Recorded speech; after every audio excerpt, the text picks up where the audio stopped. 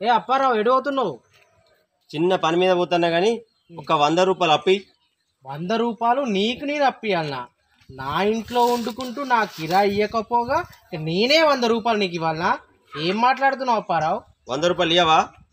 100 రూపాయలు ఎందుకు ఇవ్వాలి నీకు? నువ్వు ఇవ్వకపోతే నీ ఇల్లు కాల్ చేస్తా. అమ్మో, నా ఇల్లు కాల్ చేయకు. నేను మంచిర్యాల మంచి పెద్ద బిల్డింగ్ కట్టారట.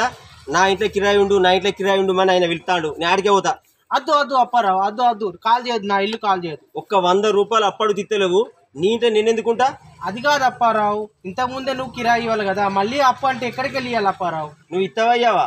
అట్లా కాదు అప్పారావు, ఒక్క నిమిషం ఆగు, ఇస్తా. నేను ఇల్లు కాల్ చేస్తా. వద్దు వద్దు అప్పారావు, ఇస్తా. నీకు 100 రూపాయలే కదా, ఇస్తా. మరి నా ఇంట్లోనే ఉండాలి కిరాయి. ఉంటా ఉంటా. సరే, ఒక్క నిమిషం ఆగు.